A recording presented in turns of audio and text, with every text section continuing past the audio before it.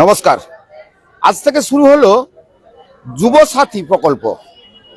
রাজ্যের মুখ্যমন্ত্রী যে ঘোষণা করেছিলেন, আর সেই প্রকল্প কিন্তু আজ থেকে শুরু হয়েছে। দক্ষিণ 24 পরগনার কাকদ্বীপ বিধানসভার স্বামী বিবেকানন্দ গ্রাম পঞ্চায়েতের আজকে যে স্কুলে, অর্থাৎ এখানে ফর্ম ফিল আপ চলছে, অবশ্যই আপনাদের দেখাবো এবং আপনাদের জানতে হবে যেখানে কি কি কাগজপত্র আপনার সঙ্গে আনতে হবে, এবং তার পাশাপাশি যারা ফর্ম ফিল আপ করছে তাদের সঙ্গে তো অবশ্যই কথা হবে, কেন প্রয়োজনীয় কাগজপত্র ছাড়া আপনি কিভাবে ফর্ম ফিল আপ করবেন, এটা কিন্তু সবথেকে গুরুত্বপূর্ণ বিষয়।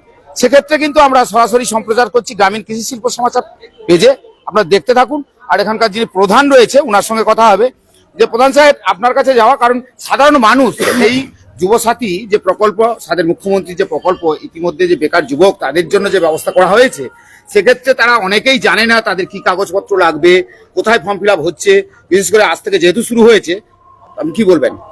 না না, আমরা নিজেরাও জানতে পারতাম না যে কবে। আমরা জানি যে যুবসাথী প্রকল্পের ফর্ম ফিল আপ ক্যাম্প মারফত হবে।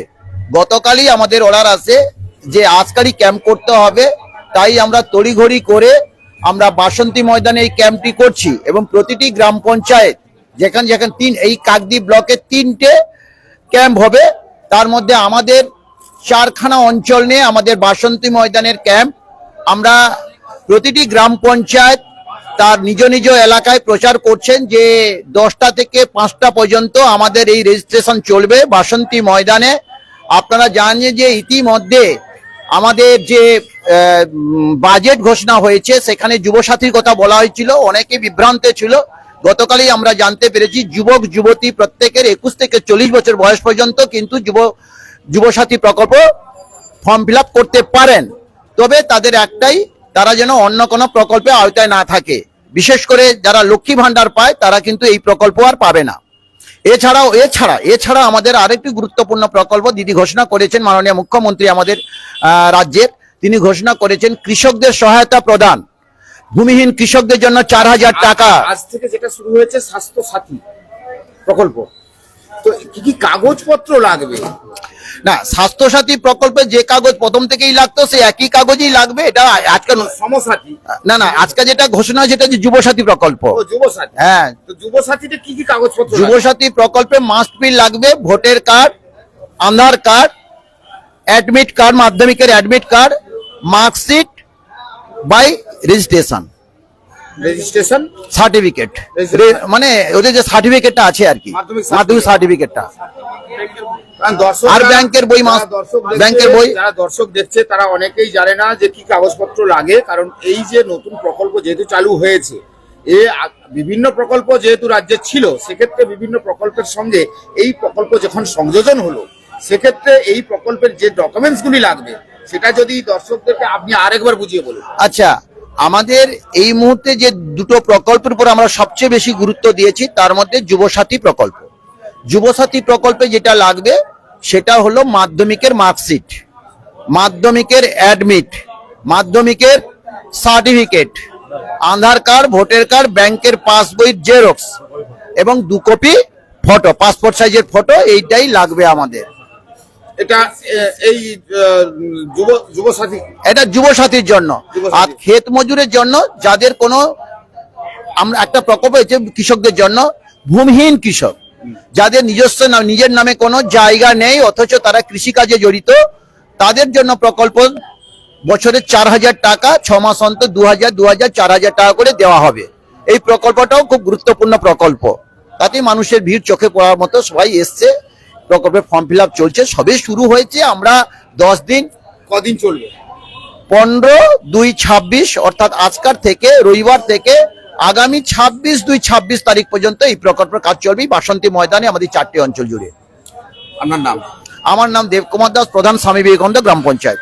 আমি দেবকুমার দাসের সঙ্গে অর্থাৎ প্রধান সাহেবের সঙ্গে কথা হলো, কারণ আপনারা সহজেই বুঝতে পারলেন যে কি কি কাগজপত্র লাগবে। কারণ আপনাদের একটা সংশয় ছিল যে কি কি কাগজপত্র লাগতে পারে, যেহেতু এই রাজ্যের একাধিক প্রকল্পের সঙ্গে এই যে যুব স্বাস্থ্য প্রকল্প, যুব সাথী প্রকল্প যেটা করেছেন, সেই প্রকল্পে কিন্তু কি কি কাগজপত্র লাগবে সেটা কিন্তু আমরা বলে দিলাম।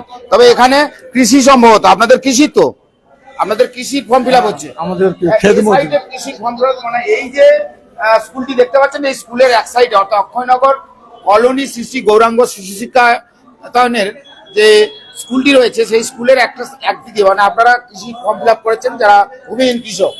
হ্যাঁ, যাদের ওই জমি নেই আর কি, যারা খেত মজুর লোকের জমিতে চাষ করে, তাদের জন্য সরকার এই প্রকল্পটি চালু করেছে। আজ থেকে শুরু, আজকে থেকে শুরু, 26 তারিখ পর্যন্ত চলবে। কি কি কাগজপত্র লাগবে একটু যদি দর্শকদের বলে দেন।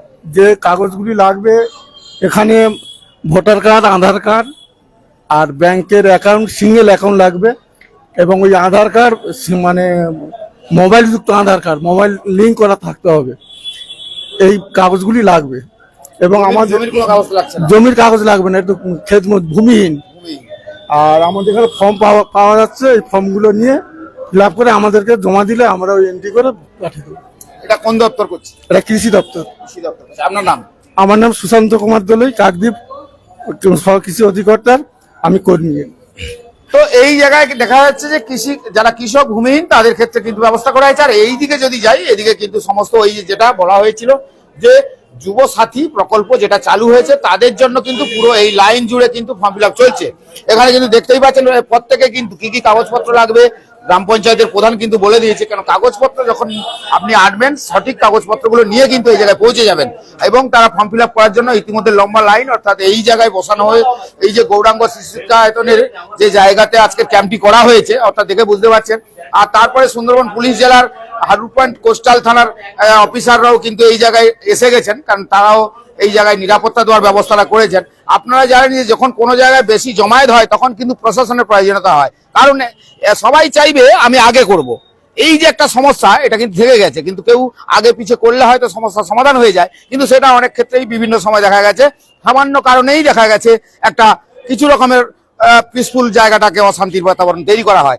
সেক্ষেত্রেও কিন্তু প্রশাসনকে প্রয়োজনীয়তা, সেই জন্য সেই ক্ষেত্রে কিন্তু প্রশাসন ইতিমধ্যে পৌঁছে গেছে। আর ক্যাম্প চলছে, দেখতে পাচ্ছেন ক্যাম্প, এই ক্যাম্পটা এইখানেই হচ্ছে। অর্থাৎ এই জায়গাতে দেখতে পাচ্ছি আমি ঋষি বঙ্কিমচন্দ্র গ্রাম পঞ্চায়েত, প্রতাপাদিত্যনগর গ্রাম পঞ্চায়েত, রামকৃষ্ণ গ্রাম পঞ্চায়েত, বিবেকানন্দ গ্রাম পঞ্চায়েত, অর্থাৎ স্বামী বিবেকানন্দ, এই 4টে গ্রাম পঞ্চায়েতের এই জায়গায় একটা ক্যাম্পিং করা হয়েছে। আর এই জায়গা থেকেই কিন্তু আপনারা অতি সহজে, অর্থাৎ কি কি কাগজপত্র লাগবে সেটা কিন্তু বুঝতে পারলেন। তার পাশাপাশি আপনাদেরকে সরাসরি দেখিয়ে দিলাম ক্যাম্পটা কোন জায়গায়। আর একবার ঘুরিয়ে দেখিয়ে দাও, কারণ অক্ষয়নগর কলোনি শ্রী গৌরাঙ্গ শিশু শিক্ষায়তন যেটা রয়েছে, স্কুলটা রয়েছে, একটু দেখিয়ে দাও। এই স্কুলের ভেতরে যেখানে হচ্ছে, অর্থাৎ সব মিলিয়ে এখানে একটা ক্যাম্প করা হচ্ছে। তার পাশাপাশি যারা বেকার যুবক যুবতী তাদের জন্য যে ব্যবস্থা ইতিমধ্যে কিন্তু শুরু হয়ে গেছে, চালু হয়ে গেছে। আপনারা কিন্তু সহজেই বুঝতে পারলেন। আর বলার কিছু আছে যদি থাকে প্রশ্ন নিশ্চয়ই করবেন আপনারা, আমরা চেষ্টা করব, কমেন্ট করে জানাবেন। আমরা যারা দায়িত্ব রয়েছেন তাদের সঙ্গে কথা বলে আবার আপনাদেরকে বেশ কিছু ডকুমেন্টস যা যা লাগবে সেগুলো আপনাকে তাও জানিয়ে দেবো। সবাই ভালো থাকবেন। এই প্রকল্পে যারা যারা আসছেন তারা কিন্তু এসে করে নিতে পারবেন, কিন্তু তাদের জন্য নির্দিষ্ট সময় এবং নির্দিষ্ট দিনও বেঁধে দেওয়া হয়েছে, এবং সেই সময়ের বা সেই দিনের মধ্যে কিন্তু আপনাদের করে নিতে হবে। সবাই ভালো থাকুন।